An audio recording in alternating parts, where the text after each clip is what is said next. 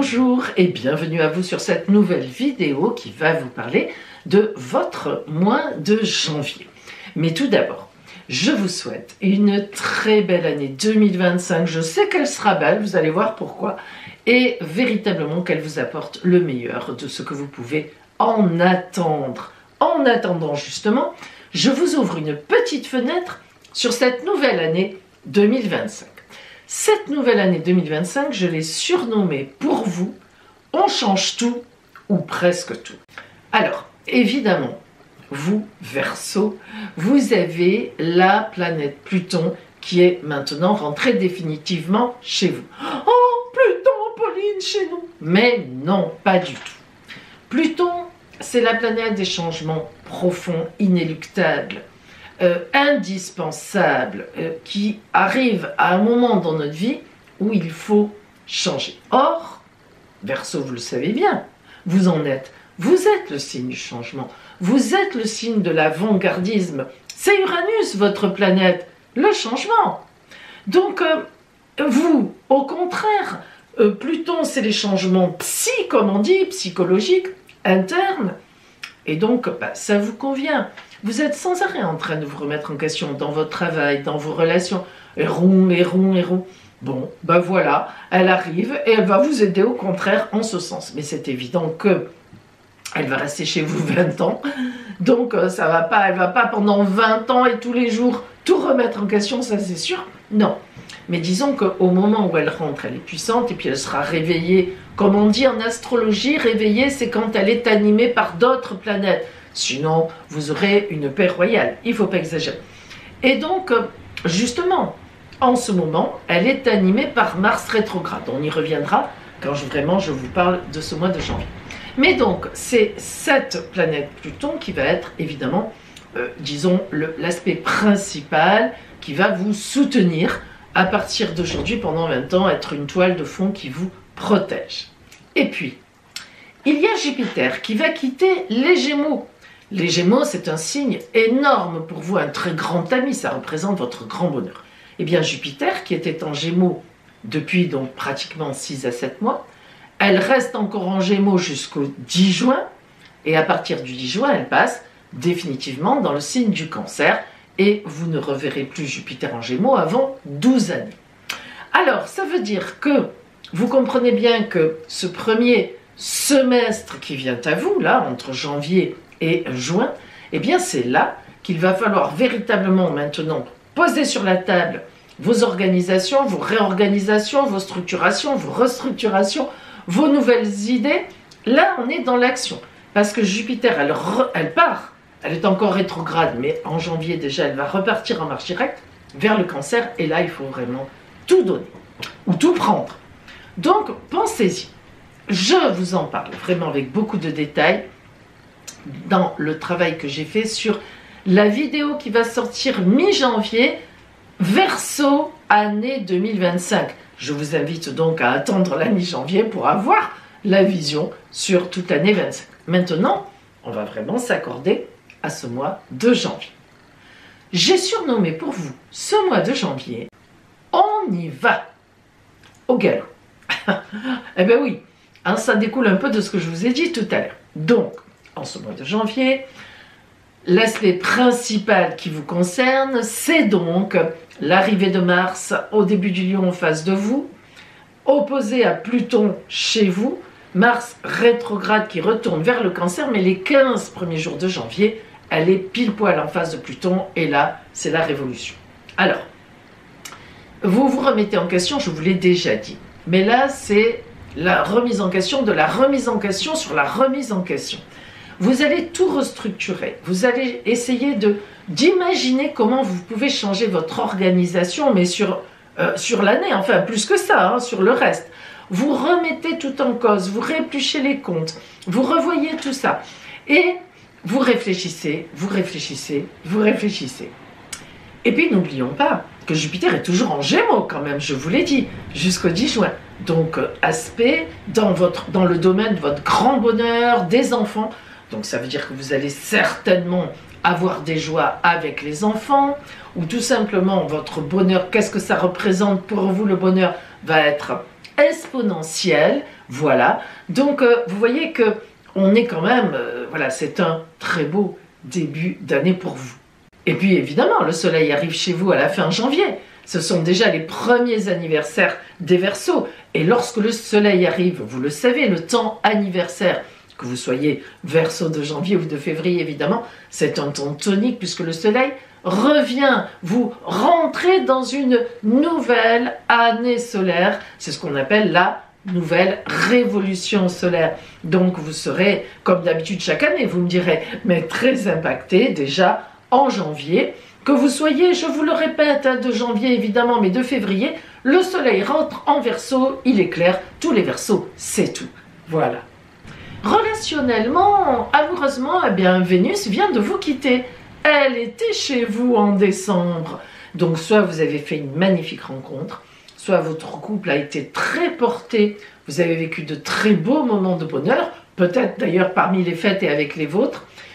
Mais je vous dis, vous avez été très porté en décembre et là, eh bien, on continue, d'autant plus qu'elle est en Poisson, elle est juste devant vous, elle peut aussi représenter un très joli côté financier. En janvier, ben oui, en général, en janvier, on est un peu au ras des pâquerettes financièrement. Vous, eh bien, il semblerait que non. Je vous le souhaite grandement. Parce que, eh bien, Vénus va rencontrer Saturne en Poisson. C'est un côté très sérieux avec de belles fondations. Donc, soit la rencontre que vous avez faite assez récemment se formalise vraiment bien, soit votre couple, bah, ça continue à fonctionner très bien et tant mieux, soit vous avez peut-être une somme d'argent envisagée, ça peut être un héritage, oui, pourquoi pas, c'est comme ça, une donation, ça peut être un banquier qui vous dit oui à quelque chose.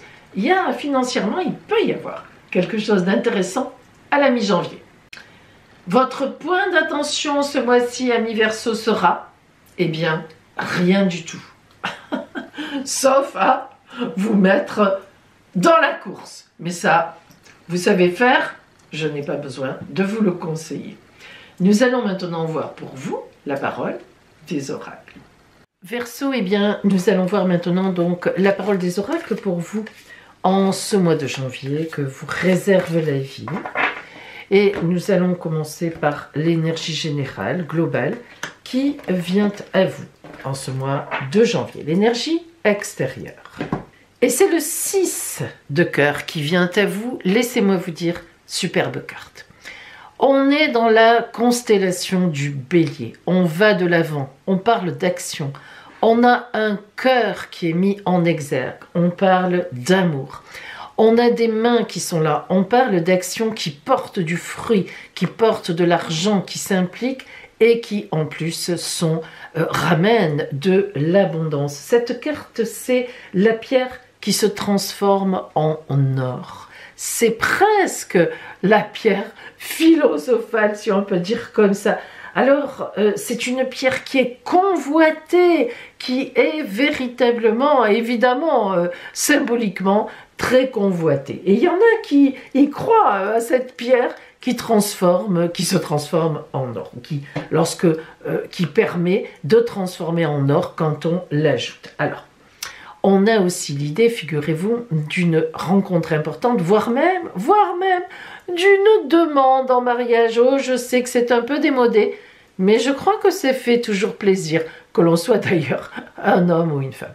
Donc, vous l'aurez compris, très, très, très, très belle carte, empreinte de douceur, empreinte d'action réussie, empreinte en même temps de presque un petit peu de magie d'or. Hein. Voilà, on est dans une grande abondance. Alors, amis Verseau, écoutez, on va voir le détail de ce qui vient à vous. Pardon. Mais c'est ici. Mais c'est bien parti.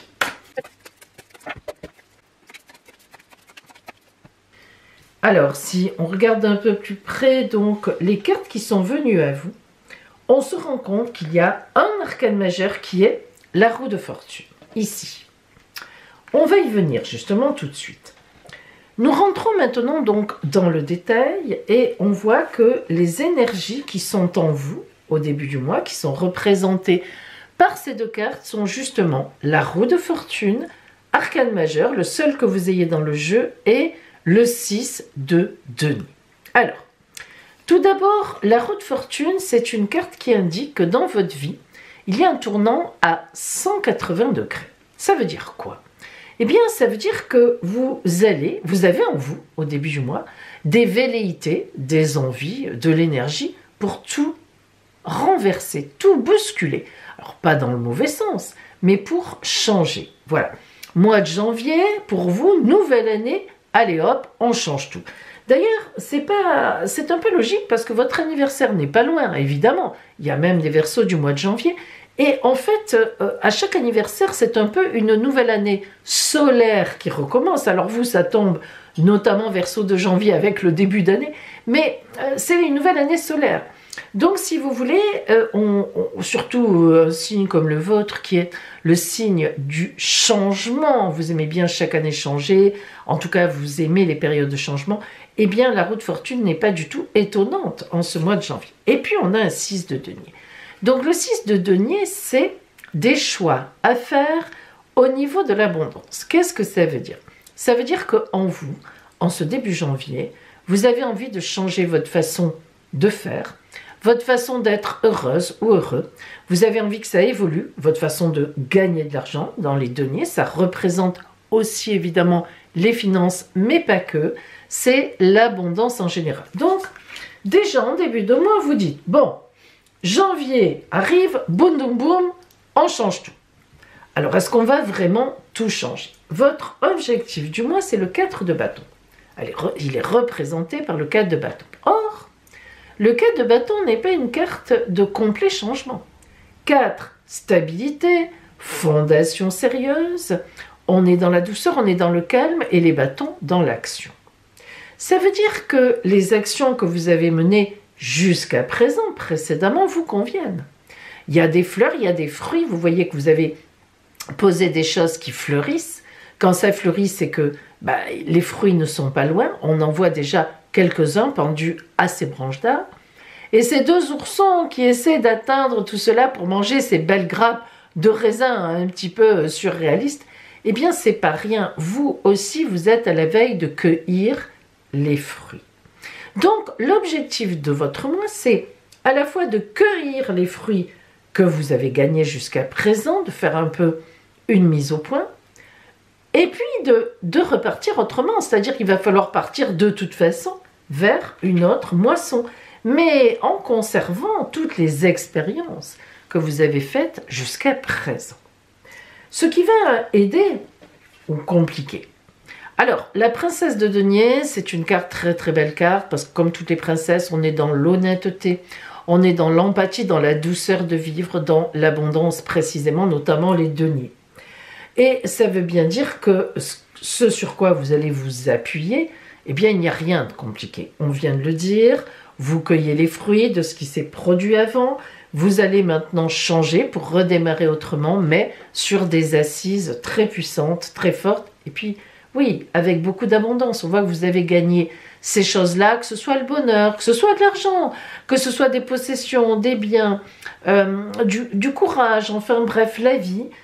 Ça s'est fait dans de bonnes conditions et des conditions très honnêtes. Ce qui vient vous aider, paradoxalement, c'est un roi d'épée. Pourquoi paradoxalement? Parce que les épées, c'est quand même des combats, mais après, ça s'explique. Ce roi d'épée va vous aider à trancher avec beaucoup d'autorité pour la suite, pour changer, pour ce fameux mouvement dont vous avez envie. Grande autorité, vous êtes capable de savoir exactement où vous en êtes, ce que vous avez amassé, ce que vous voulez encore amasser pour la suite, comment vous voulez vous positionner par rapport à la vie pour cette nouvelle année, qu'elle soit solaire ou réelle, avec le calendrier. Et ce roi d'épée vient vous aider à trancher, à prendre les bonnes décisions. Comment vous finissez le mois? Eh bien, merveilleusement bien. Avec un 8 de coupe, vous légalisez des choses, vous signez des contrats. Donc, vous voyez que déjà, vous allez vite, hein, vous, en janvier, à peine consulter le compte en banque pour voir que tout va bien, ou alors le compagnon, la compagne, oui ça marche, on est encore bien ensemble, allez hop on rebelote, ou bien vous dire voilà j'ai envie de faire une rencontre et pourquoi pas je vais m'y atteler, bon voilà, tout est ouvert pour vous. Et ce 8 de coupe c'est vraiment on officialise des choses, on rentre à la fin du mois de plein pied en disant « Allez, je redémarre autrement ». Et là, on est vraiment, vous voyez, ce dessin est très bien fait, hein, avec toutes ces coupes qui sont là, le relationnel, les sentiments, l'amour, tout ce qui est porté. Et hop, on va vers la lumière, on va vers la surface, vers cet arc-en-ciel qui est, évidemment, vous le savez, le symbole de l'espérance, l'étoile, en rajoutant un petit coup. Alors, vous finirez très bien ce mois de janvier, vous l'avez très bien commencé, vous le finirez très bien, mais en plus, oh là là, le roi d'épée, la reine de bâton. Alors la reine de bâton, c'est qui? Ben, c'est la protectrice de l'action. C'est la mère de l'action bien pensée, de l'action bien posée. Voilà, j'y vais. Et vous aurez les moyens d'y aller parce que véritablement, la reine de bâton vous protège. Elle va vous montrer la voie, elle va vous dire, voilà, ces actions sont à faire, etc. Ce projet vraiment est porté pour toi. Voilà, vous avez beaucoup autour de vous d'abord parce que vous bossez, hein, vous travaillez, vous faites tout pour être heureux ou heureuse, mais ça marche, il faut quand même bien en convenir. Et alors pour le passage en février, le 2 de coupe. Qu'est-ce qu'il y a de plus beau que le 2 de coupe? Une association heureuse. On parle même de mariage. Tiens, on en avait un petit peu parlé ici, me semble-t-il. Le 2 de coupe, c'est une très belle carte, même si elle parle par moments un peu de rivalité. Parce que quand j'ai quelqu'un en face de moi, même si c'est de l'amour, bah, c'est une autre personne, hein, c'est pas moi-même. Donc on voit bien que toniquement, vous passez ce mois de janvier, vous allez vers février, pas seul. Que vous soyez en couple ou pas, ou avec des amis qui vous soutiennent, ou des collaborateurs, mais il est évident que le 2 de coupe, c'est une association de 2 personnes, ou de plusieurs personnes, mais dans le relationnel très bien porté. Alors justement, tiens, on va zoomer sur ce fameux relationnel, et on va voir si précisément ce qu'on a.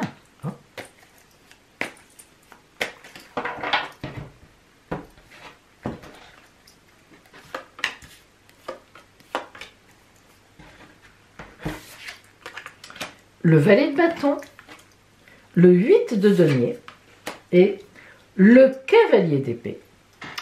Alors le valet de bâton, eh bien c'est une belle carte. Pourquoi? Parce que c'est un message d'action, un message dans l'action. Ça veut dire que les actions que vous mettez en place sont bien reçues par les autres et on vous répond. Donc on a ici une espèce d'idée d'échange au niveau des actions. Donc on voit bien que ce que vous mettez en place, il y a des réponses en face, vous êtes dans le droit chemin, en tous les cas, ça colle avec l'extérieur. Et puis, on a le 8 de denier et le cavalier d'épée. Alors, le 8 de denier, vous avez feu vert. Les 8, c'est toujours des moments un peu où on fait ses valises. C'est-à-dire, qu'est-ce que ça veut dire? On choisit ce qu'on va emporter, on laisse d'autres choses dont on n'a pas besoin, et puis, on boucle la valise, tous les instruments dont on a besoin, les outils, et on y va. On va pour travailler, on va vers l'amour, on va pour faire une mission. Et comme c'est les deniers, le 8 de denier, eh bien, on va vers une abondance ici. Donc, on voit bien que, effectivement, ce que vous voulez mettre en place est bien positionné par rapport à la réalité de la vie, et en plus, vous êtes quand même suivi. On voit que votre organisation est bonne, que vos prévisions sont tout à fait correctes. Et puis, le cavalier d'épée, on en a un petit peu parlé tout à l'heure de la dualité. Il faudra quand même convaincre. Tout n'est pas un long fleuve tranquille. Vous voyez ces ciseaux qui ont été dessinés avec du rouge. Alors, est-ce que c'est du sang? Est-ce que c'est... On ne sait pas trop. Mais en attendant, le cavalier d'épée, c'est une carte difficile, qui peut être très difficile parce que on a en face de soi quelqu'un qui est peu scrupuleux, une personne même malhonnête, disons-le. Alors, pas de grand pouvoir. Le cavalier, c'est des actions rapides, etc. Mais quand même, ça se pose en face. Donc, je vous invite vraiment, amis Verseau, à faire attention parce que, vous savez, ça marche tellement... Bon, franchement, vous avez un beau mois qui s'annonce. Hein. Il y a toujours de la jalousie. Il y a ne serait-ce que des gens qui veulent votre place. Ou bien, voilà. Donc, méfiez-vous quand même. C'est une petite alerte relationnelle. Vous aurez dans votre entourage quelqu'un qui vous en veut. Pas qui, dans le sens qui vous en veut, mais... Voilà, quelqu'un qui a quand même une certaine jalousie par rapport à vous. et ça compte quand même. Faut pas, on n'est pas chez les bisounours, il faut le savoir. Alors, nous allons voir maintenant la carte conseil pour vous, donc avec l'oracle de l'union sacrée.